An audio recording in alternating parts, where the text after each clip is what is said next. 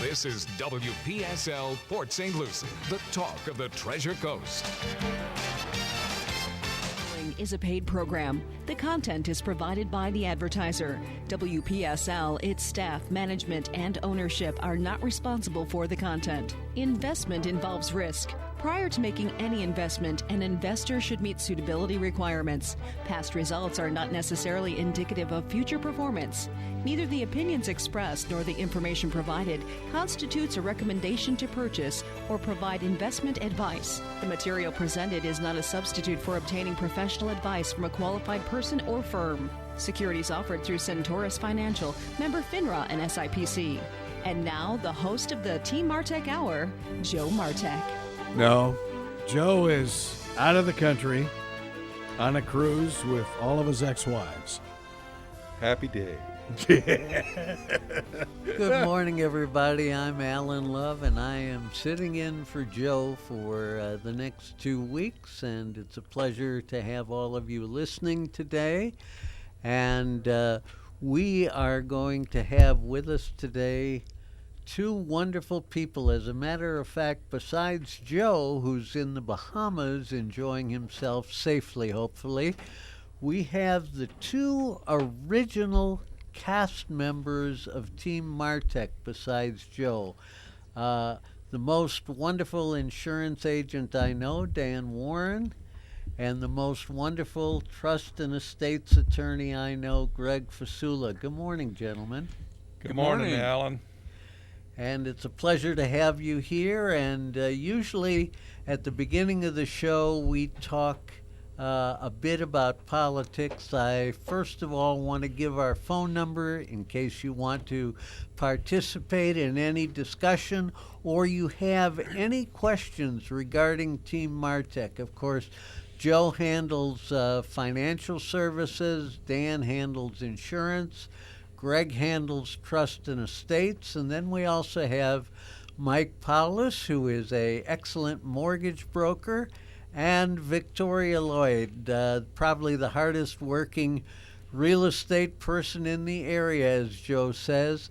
And of course, Victoria handles real estate. And so on any of those topics or politics or anything else, please call 340-1590. I'd like to just take a couple of minutes to begin on a theme. We're going to start talking about what America means to us and how it has affected you as an American. And one of the things I want to bring up is the Supreme Court decision on immigration, where the vote was 7-2, with two liberal justices joining the conservatives, Justice Breyer and Justice Ginsburg. Now, I believe that Justice Ginsburg, by her vote to join the conservatives, giving Trump pretty much of a clear victory on his power to regulate immigration, was a sign that things are getting too politicized in the country, and she was giving a sign that no matter what she feels about a person personally or what she feels about the country as a whole, her job is to make decisions based on the Constitution. And obviously her vote didn't matter because with Justice Breyer making it 6-3, it was going to be a win for the president on immigration anyway. So I think she took the opportunity to really send a message to the country that we need to have a little introspection and we need to maybe get back on track. And Dan, I'm going to start with you. And the question is, what does America mean to you, and how has America affected your life, both personally and career-wise? Well, that's a very interesting question, Alan. I mean, as many of the listeners know, I am a first-generation American. my father and grandmother came over to America from Russia initially. They ran from the Bolshevik Revolution, and as we all know, the only difference between a socialist and a communist is a communist has a gun. My folks ran from Russia to Finland initially because that was the closest country outside of Russia where they could just go across the Finnish Bay, and then they ended up in Yugoslavia. When Tito took over, they ran from Tito to Germany just in time for Adolf Hitler to take over, and they were stuck there until the Allied soldiers came in, liberated them. They became interpreters for the Nuremberg trials and came over to America with sponsorships. And as I tell my grandchildren, my father chose to come to America. He wasn't just born in America. He chose to come here. And when he came here, he had to have a sponsor. My father had to speak English. My father had to have a physical, which included a chest x-ray, because at that time tuberculosis was the big thing. And when my dad came here, unfortunately for him, the American government did not recognize his college diploma from his college that he attended in Yugoslavia. But that was okay because my dad was happy to be here in America. And he did, and he worked 2 jobs, and he made sure that there was a roof over my head, and I was always fed. And, we never asked for any help from the government. We were just pleased to be here. I've worked hard, put myself through college, working during the day, going to college at night. That takes a long time, but I got that, behind me. The country's been good to us. My son's an attorney. He's, my children are all doing well.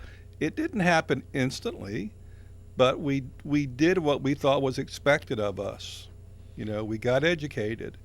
And there's no reason you can't get educated in this country because there's all kinds of programs out there to help you obtain the American dream that you want. No one's left out if you choose not to be left out. So, and I have traveled the world, and I've been all over, and there is no place greater to me than America. And so I never call myself a Russian American or a European American. I'm just an American, and I'm so pleased to live here in this great country. Well, obviously our country is not perfect. Our founding fathers used the language in order to form a more perfect union. That's the goal, but we do have imperfections in the country, and we're living through that time now of how do we handle those imperfections, and how do we treat people as people, no matter what their color is, no matter what their culture is, no matter what their religion is. And that has happened before. I mean, the Civil War, I think, was the prime example of our country going through a time, but yet it was on an issue that really never should be. We are all God's children, and we're all created equal, as our founding fathers say. So, this 4th of July, I think it's very important that we look at each other as people, as Americans, and as new citizens that are coming into the country. America is still the only country in the world that people are clamoring to get in, and I think that says a lot about this country. And but Alan, what's sad is you brought up the Civil War. Mm-hmm. So Abraham Lincoln was murdered for trying to free slaves. He was murdered for that. And now he's considered a racist. They want to tear down his statues. I have a hard time with how do we get from that to this in that period of time. Well, isn't that just kind of a continuation of the anarchist type groups in the 60s? I mean, we had this similar type of events back in the 60s too. I remember them. I mean, I remember all the stuff we had going on during the Vietnam era, and There was a lot of civil unrest in our society, and we weathered that, and I thought we came out a better country. But we've always had radicals, we throughout history, and that's not going to change. We have radicals on both sides, and the fact that they want to tear down a statue of Lincoln, it doesn't reflect on, let's say, the liberals or people that have a real concern about some of these statutes of Confederate generals and soldiers who fought against our country. They fought against the United States of America. They were traitors, and we're supposed to. Why don't we have a statue of Hitler? Why don't we have a statue of They Mussolini? do in Seattle now, as a matter. No, that's Stalin. I'm sorry. Yeah. This is it just doesn't make sense, and it does represent to a lot of people just hatred. So if you had a child who really didn't understand what was going on, and there's probably a lot of children who we isolate from world events, as we should as parents. But as a child, I remember picking up bits and pieces of what was going on. And let's suppose they asked you, which side is doing the burning? Which side is doing the looting? Which side is doing all the civil unrest? Is that the right side? I don't think any side is doing the looting. I think criminals are doing the looting, and I don't think they have any. So you think any they hide political within agenda. the ranks? So your opinion is you think that they take advantage of the opportunity that there is a peaceful demonstration going on, Yep. and they use that as a disguise to get in there and cause civil unrest. Exactly. Yeah. Do you think that as a country we should use our FBI or other legal things to try to find out who these people are, who was funding them? Listen, I have to eat and have a place over my head. I can't go around and do these things. I have responsibilities. So somebody must be sponsoring them or paying them in order for them to survive in this world. Do you think we should, as a obligation, find out who was doing that so we can unmask them and let the general public know, hey, these are the people or the corporations or whatever that are funding the civil unrest? Do you think that's a good idea? Well, in theory. Yeah. Well, let's see what the prosecutor has to say on this. I'm a firm believer that if somebody, no matter who it is committing a crime, you should find out who they are, and they should be given their rights and be given their day in court. And if they're found guilty, they serve the appropriate But it's not punishment. necessarily a crime to give money to those organizations that are doing these things, is it? I would think No. it would. Well, it could be, though, if you're paying for airline tickets and stuff like that. What if I'm paying for bricks? Well, that too. I mean, If you're paying, What if I'm paying for their food and bringing them water and Paying for bricks, but you're not paying for. You don't know what they're going to be used for. that is true. right. I could buy a gun and a bullet and don't know Correct. what it's going to be used for. Correct. Greg, getting to the question that I asked Dan, what does America mean to you, and how has it affected your life being an American? Well, to continue on that immigration theme, my grandfather was, I think, 8 years old when he came over from Italy. And, of course, he probably didn't know how to speak English. I'm sure he didn't. And he made quite a life for himself. He ended up becoming a deputy sheriff, and then he became sheriff of a county in Ohio.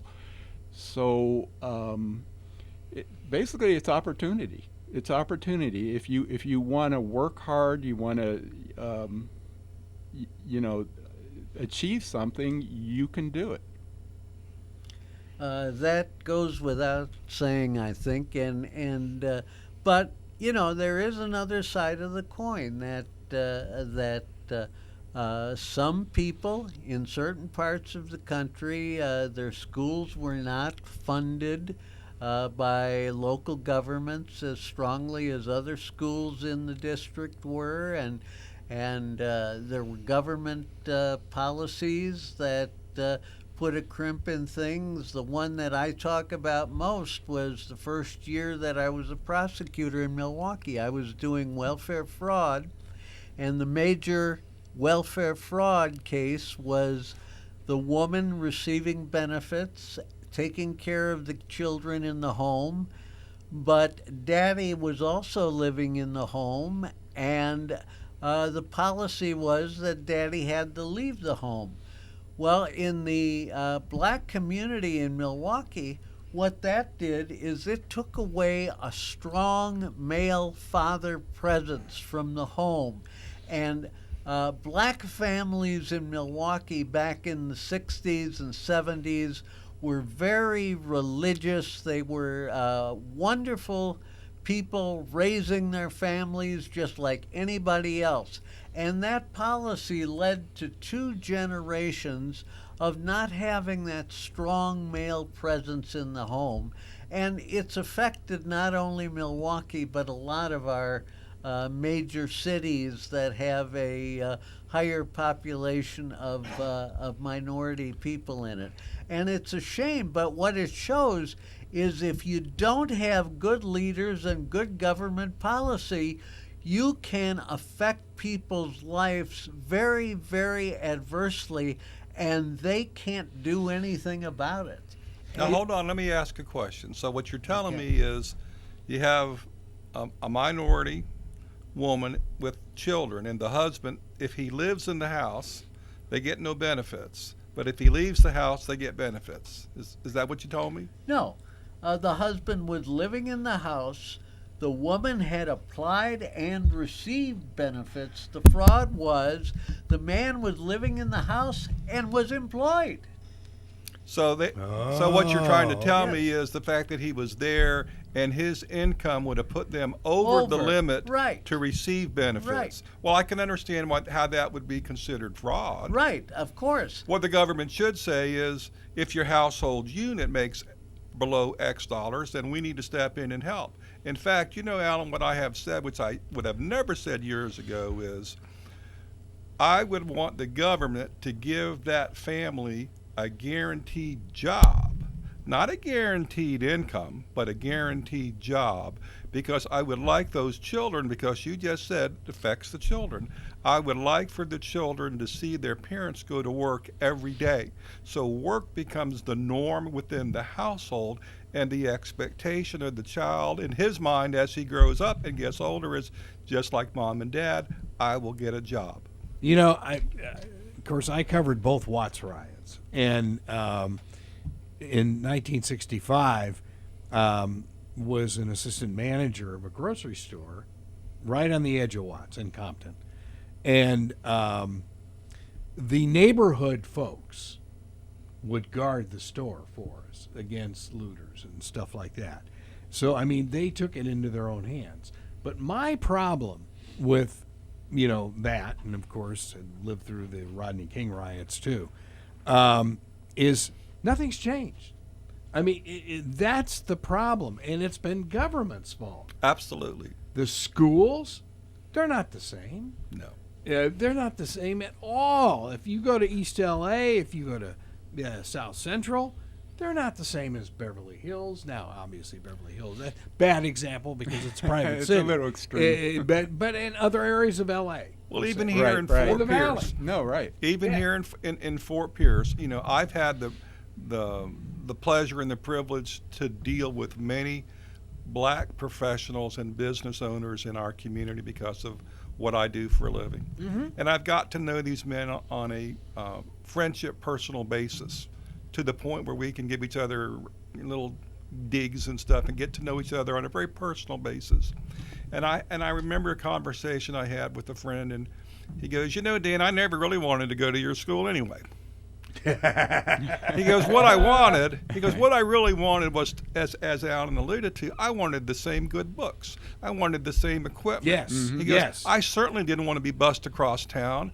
And I can tell you that if I went to my neighborhood school, the teachers knew my parents.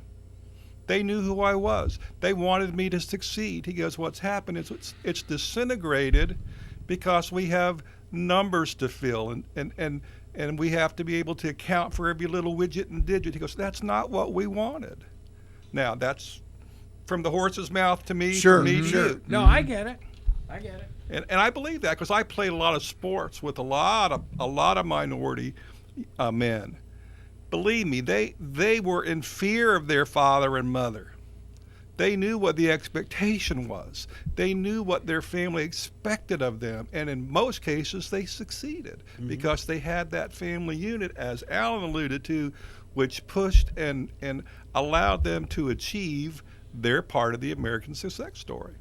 I just want to again remind our audience, if you'd like to participate in our discussion or ask a question on anything Team Martek takes care of for you, our number is 772-340-1590. 772-340-1590. Greg, let me just say to go back before we go on to what you were saying about Justice Ginsburg. You know, I think you were saying that you were impressed with her decision there, and I just have to say, you know, I've been impressed with John Roberts. John Roberts seems like he's a person that's going to apply the law instead of his ideology, where some of these justices, they immediately take one side or the other. And I think that's what the justices are supposed to be there for, to apply the law fairly. He's independent. He's been impressive. Yeah. Like a centrist. We have our first call, and it's Patrick from Jensen Beach. Patrick, good morning. Good morning. Good to talk to you fellas. Happy 4th of July. Thank you. Happy 4th of July to you, and hope that your family enjoys it safely and stays well. Yeah, I was just going to say what happened in 2016 was the death of journalism, because we caught them telling lies about everything, setting up false narratives, whispering campaigns, then that's based on a false narrative. And if you just step back and say, you know, you're going to argue about things that just aren't really arguable, and then we're not thinking about what we have to do. So they're going to, continue this destructive force, power madness. Well, it's a rough situation. Patrick, I think American history and history in general is important. And let's go back to the campaign of 1824 that the media... You remember that well, right? Yes, I do. Yeah. The media was very much wanting to have Andrew Jackson become president at that time, and he was running against John Adams. And when you talk about the media today, of course, the only media they had at that time was newspapers, but the media back in 1824 was very vicious. They would actually print that Abigail Adams was a whore, a slut, and this was going all over the newspapers in 1824. So nothing's changed. Well, yeah. Here's what's changed. Except there's no newspapers anymore. Here's what's changed. Andrew Jackson was so offended by the things that was said about his wife Rachel, who he dearly loved. Yeah. He called the man out for a duel. If dueling was not illegal, there'd be less offended people to this day. That is true. That's true. Well, you used to always say, you can names will never hurt me. Sticks and stones brace my bones. Names will never hurt me. Meaning, if a person's going to lay in the gutter, I'm not gonna wrestle with you in the gutter unless it comes down to that. But otherwise, there's got to be a way to shut people up like that. Well, here's what my father used to say. Down. All right, and I like to quote my father a lot. My dad used to say, "I will deal with you right now. I'll deal with the judge. I'll deal with the judge if I have to." Yeah. Right. All right. So there was no plan. If it was if you wanted to really get involved with him on that level, he'll accommodate you, but he'd prefer not to. And I think today what we do is this: if I'm so offended, I call my lawyer. My lawyer is now my pistol, and I use my lawyer to take you down. Ooh. And I'm just telling you, that's what happens. It's much safer to call the lawyer that's in the studio, though. That is correct. Just give Greg a ahead of time, before it gets to that level. Yeah, it's such a weaponized distraction that it's creating this. It's the same thing too. It's the same thing all over again. It's the same intelligence, the same Hollywood, the same middleman, same socialist Democrat Party. And it's just we have to get reality out there. This is what's going to happen. Well, everybody's gonna lose in this situation. You can't erase history. You can't erase the past. You have to understand that the world, evolves. Hopefully it evolves. It repeats itself, like you're saying. And history is a great thing to know because you can always give examples of why this is going to happen.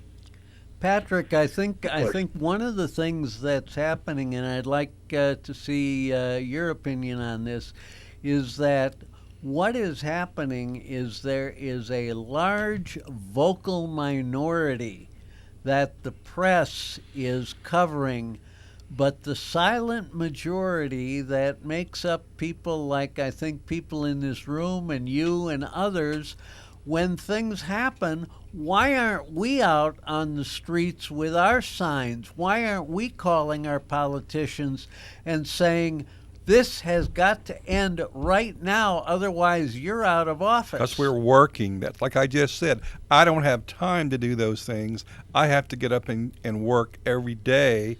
And when I get home, I'm too tired in many cases to go out and join that picket line and do all those things that other people seem to have an endless amount of money and an endless amount of time to do. Well, yeah, they're definitely being sponsored and paid, and they're definitely getting the right way with it's a front group. They are front groups, and they're doing it just because they fall in love with that hatred. To say something's bad, this is bad, instead of using the concentration to do something while they have the opportunity. They're not going to get any better opportunity than they get. Are we imperfect? Absolutely, we're imperfect. But you still, if your effort is A+, that's all you can do. Give us an A+ effort. A lot of countries even if it's not you're not allowed to do that. Even if it's not A+, Patrick, if the individual does the best that they can, I'm a firm believer that they will succeed. Firm believer in that. All right. That's we all have equal opportunity. We just don't have guaranteed outcome. That's true, and the most important thing we can do is vote. Well, not just vote. You need to know who you're voting for. Well, absolutely, Dan. Well, that's that's the problem. You have people who vote. Let me ask you this, Patrick. When you became eligible to vote, did you sign up on the same party as your parents? That's a good question. Because most people do. Most people do. If your dad's a Democrat, well, you become a Democrat. You may change later on, but 9 times out of 10, you don't even know why he became a Democrat all those years ago when the Democratic Party was totally different. Because it's a different party of the time when Kennedy was president than it is today. Kennedy would be considered a conservative today. Right. But back then they used to always say to me, we don't discuss politics. And that's a good rule because you don't want to politicize stuff because people start getting bits of information that are incorrect. And you aren't able to correct them because they start getting emotional and then they get on an emotional thing where they're not even looking at the situation and they're just automatically just playing this blame game. Well, I grew up in an Italian household. We did discuss politics. Yes, sir. And all your relatives. And all my relatives. But That's good. But your point about Kennedy, it just shows the extremes because, Yes. Reagan, who was considered really ultra-conservative, now would probably be a moderate. Yes, absolutely. So it just shows how far polarized we've become. And he was considered liberal when he was running. When he was a Democrat. When he was running the governor. union. That's right. Yeah. Well, Patrick, Yeah, it's just because they want to win. They're desperate and they want to win. But the thing is, we don't want to have all this violence. Absolutely. Violence there has to be a quail on this immediately. I mean, you can't have people ripping down statues. You arrest them for inciting a riot. Well, if you want to take them down, there's a perfectly legal way to take them down. Yeah. You can get them taken down and transferred somewhere else. They're having crashing statues. That cannot happen. Then we become complete anarchy. Patrick, we have another call, and I just want to thank you for the call, and keep calling us. Your calls are very much appreciated. And now we have Curtis from Port St. Lucie that's going to be joining us, and Greg is getting Curtis set. Curtis, good morning. How are you? Hey, good morning, guys. I really didn't know that there was a talk show on this time in the morning on WPSL.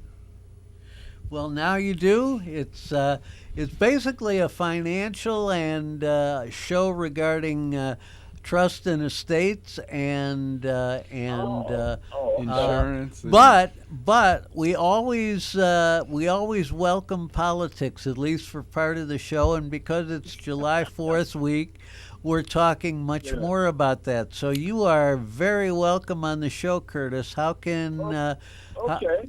what would you like to talk about or say to us? I just want to bring a little bit different perspective in the conversation because I've been in quite a few marches and demonstrations lately, and nobody's paying me. And I heard that. I mean, it's almost to say that thousands and thousands of people are getting paid to march.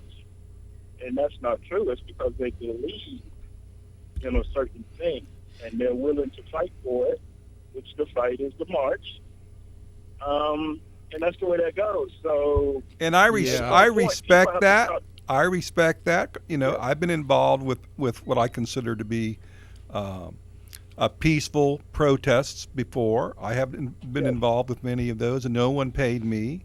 I'm just curious, though, about what appears to be, and what I've been told by people whose opinion I respect, is we have professional agitators that have a tendency to go around and get buzzed here and there.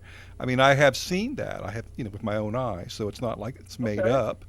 I mean, and I understand that, and I can understand that a lot better since you said that maybe these are professional agitators. And I would say yes, there probably would be, depending on how they want to sway the crowd and everything else. And that's on both sides of this.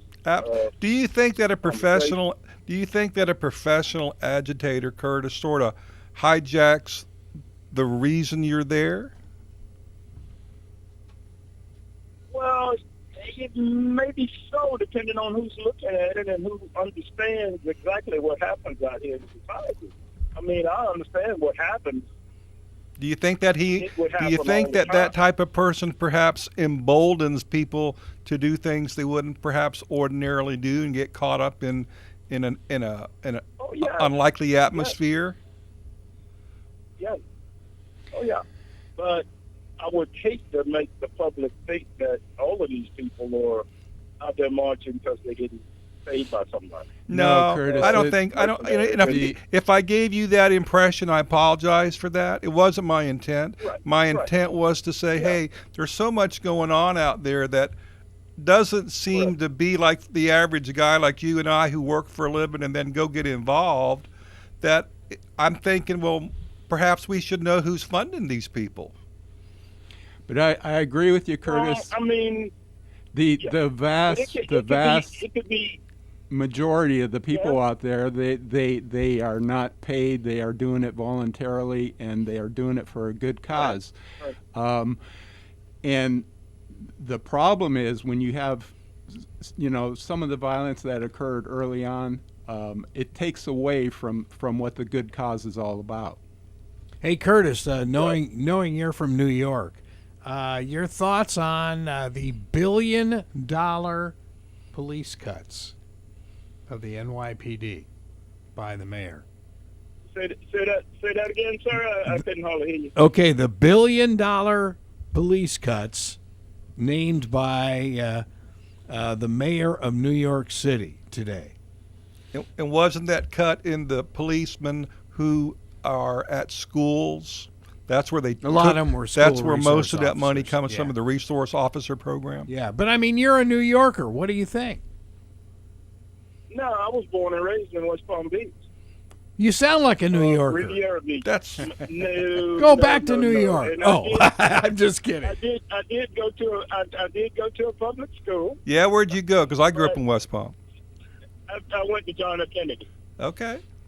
And so off of 7th Street in Blue Heron. Yeah, I know right where it is. What I'm trying to say is that even the thing about being successful and all of that. I mean, we all know that if a person was in charge of being successful and their assignments and the ladder that they climb, then everybody would be successful except for those that just didn't want to be. But when a person that wants to be successful can't be successful because somebody else says no or does not recognize the person, then you have what we got today, that somebody else is controlling somebody else's life. And I don't know, it's kind of hard to talk and have the conversation because certain people do certain things. And I heard the one gentleman say, well, he's working so he don't have time. Well, if you wanted to take off to go to New York, then you would. So you got time. That's true. That's a true statement. I choose not to make the time. Okay. Curtis, the thing that I think everybody in this room agrees with is the great thing about America, which we are not at the stage that we were in the after World War II, is that everybody deserves the opportunity to climb that ladder of success. And what is happening in too many communities is that roadblocks are being put in their way. And I agree with you 100% on that. And that's the thing that has to stop in this country. That's what's causing us not to be progressing as America as we grew up knowing it. I think you can make a link to these roadblocks to what de Blasio, I think, is trying to do. When he makes those cuts, he wants to redirect that money to remove some of those roadblocks, which in the long run is going to it's going to have a positive effect on crime. Right, and if I can say that, I served on lots of committees on the job I was on. I was involved in safety. I answered to the president of the local union, BEW. And one thing that we had to do is develop countermeasures to stop something from happening or to have something to advance forward. And if we could sit down as a unit and come up with countermeasures to make things move forward instead of choking somebody off, not the way these last couple of guys got killed. I mean, just stopping somebody. We used to call it dead-ending somebody. When you get to a dead end and you got nowhere to turn around and go anywhere else, you've been dead-ended. It's a lot of stuff out there. And hopefully all of y'all guys, like one of the gentlemen said that they talked to friends of theirs and they all wanted to be successful and their parents were good people and they all went to work. And that's what happened in the black community. But some people think that it's not going on. It's not happening, but the wage is so low that these people can't breathe. And then they make too much to get governmental assistance.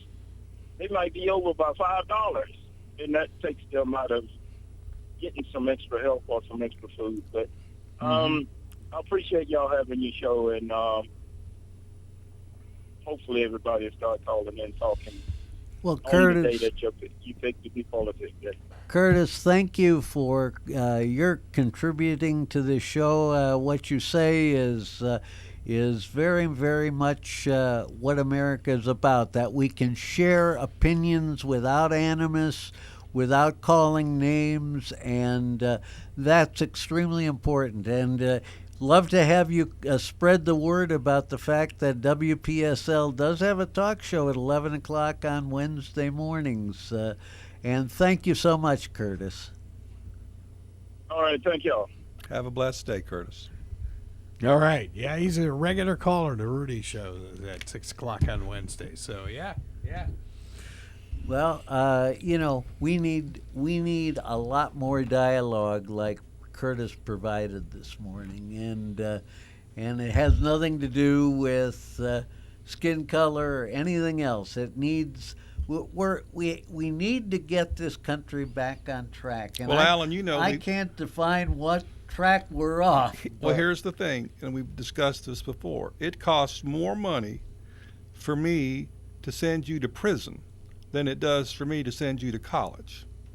As a taxpayer, I'd like to get a little bit better return on my investment than having the criminal come out as a better crook because he spent 8-9 years in prison because I could, for that same money, send him to college and he can come out and become a very, very productive member of society. But don't you think, like today's problems, a lot of them, we're talking past each other?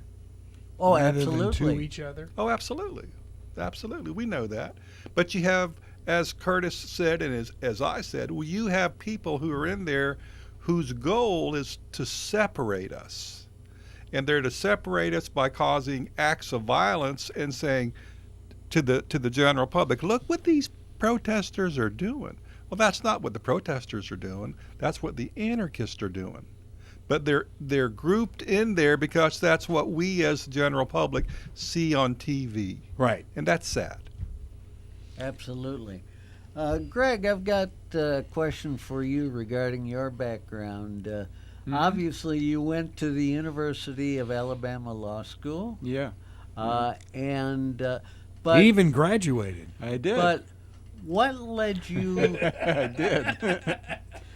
So they tell me. What led you to decide that the law you wanted to practice was trust and estate? Oh, that's a good question. Yeah. It's a good question, and you should have told me before the show that you were going to ask it. I just kind of evolved into it. I know there was a great demand for the wills and trusts, and when I started my practice here in Port St. Lucie, like in the early 1990. There was a demand for that, and once I graduated law school, I worked for a firm in Fort Lauderdale. We just did personal injury every day, and I just knew that this is not for me. I still occasionally will do a personal injury case, but I just didn't want to do that sort of thing every single day. So you didn't dream about that as a child, because I can tell you, brother, growing up, I did not dream of being an insurance agent. Right. In fact, I know of very few insurance agents who that was their goal. Like you said, we sort of fell into it, and realized that there was a need for it, and we tried to fill that need. It's almost like you're being guided, but you don't know it. Well, you are being guided. For me, I'm a spiritual person. I believe agree. I am being guided. I agree. How about you, Alan? What brought you to the table with your degree? Well, in my case, I went to Martek Law School in Milwaukee, and the reason I did was because at that time, Montana and Wisconsin were the only two states that if you graduated one of the in-state law schools in those two states, you did not have to take a state bar exam as long as long as you practice in that state. Wow. The Supreme Court felt that the education we got at either the University of Wisconsin Law School in Madison or Martek Law School in Milwaukee was sufficient. So I got my law degree in May of 1972, and a cousin of mine had a personal injury practice, and he said, "Give me 3 copies of your resume." And he said he sent one to the city attorney, one to the Attorney General's office in Madison, and one to the district attorney in Milwaukee County. Well, right away I got 2 letters from the city attorney and the Attorney General's office saying thanks but no thanks. Didn't hear a thing from the DA's office. What happens is my cousin calls me about 10 days after I got the other 2 letters saying, "Do you know anything about welfare fraud?" And I said, "No." And he said, "Well, you're going to get a call from the district attorney's office for an interview." And I interviewed, and one of the 2 deputy DAs was tied up in court. And so I didn't get to interview him until about 8 o'clock at night. Well, the district attorney, Mike McCann, promised me that I would know that evening whether I was hired or not. So it got to be 9 o'clock, 10 o'clock, 11 o'clock, midnight, no call. Phone rings about 12:05, and it is Mike McCann from a bar. And what's funny about that is Mike and I were the only 2 non-drinkers in the DA's office. And Mike calls and said, "I'm sorry, but there was a problem with my phone, and I just decided to drive to the neighborhood bar to call you." And he said, "We are going." Does anybody believe that? Yeah, story? right. Come on now. Right. "We are going to hire you." And he says, "When would you like to start?" And I said, "Well, I'm getting married in August. Can I start it this morning?" And that's how I became an assistant DA, and my first year was in welfare fraud. That's a great story. So you fell into it literally. Well, Greg, how did you become a reporter in Los Angeles to become a founder of ESPN? Several steps before that. I mean, Okay. I started in the mailroom at KMPC. And Mr. Autry gave me the opportunity there.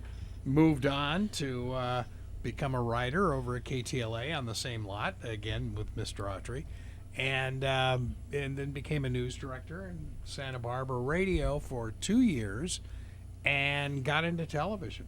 1970 was in Tucson. Married a young lady from that I met at the television station, Carol. We're still married, and moved to San Diego, and then the rest got chaotic after that. Started doing NBC sports stuff while I was in San Diego, and then some weird cable network started. Well, did you have a trepidation about going into something new like cable at that time? Well, it's funny. Everybody I worked with did. You know, they said, "You got to be kidding," because at the time in 1979, there wasn't much cable. I mean, we had a little in San Diego, but there was not much around. I'm not paying for TV. Well, that's it. And our news director's going, "Craig, this is not he said, "You're with NBC Sports, you're doing all sorts of stuff. They want to hire you for doing games." And I said, I think there's something to this. And he goes, you're nuts. And so, but it worked out real well. And I had a good 6.5 years there, and then from there went to the Dodgers. So I have no complaints. Well, at this point, we're winding down on this edition of Team Martek. I want to thank Joe Martek for the opportunity hosting today. I want to thank Greg Fasula and Dan and Patrick and Curtis and Greg Wyatt for their contributions to the show. Next Wednesday at 11 o'clock, I also will be hosting the show, as Joe will be continuing his little voyage in the Bahamas, but we're going to get back to more of a normal format. We'll talk politics if you wish, but we certainly will take your questions regarding wills, trust and estates, insurance, real estate, mortgage, and of course financial programs. So until next week, everybody, have a wonderful 4th, and God bless America. And if the Bahamians do not let Joe out of jail, this show will continue as is. The truth is, if his boat makes it back, well, that's the truth. That's the other question. Oh, my. Have a good 4th, guys. Just a reminder, St. Lucie County has closed beaches because of COVID for the 4th of July weekend.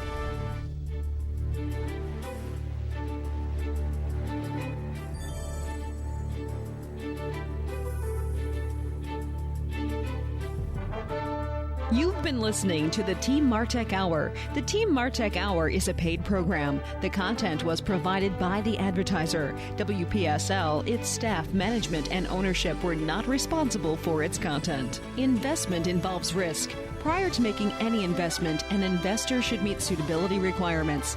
Past results are not necessarily indicative of future performance. Neither the opinions expressed nor the information provided constitutes a recommendation to purchase or provide investment advice. The material presented is not a substitute for obtaining professional advice from a qualified person or firm. Securities offered through Centaurus Financial, member FINRA and SIPC. Tune in again next Wednesday at 11:05 for the Team Martek Hour here on WPSL 1590.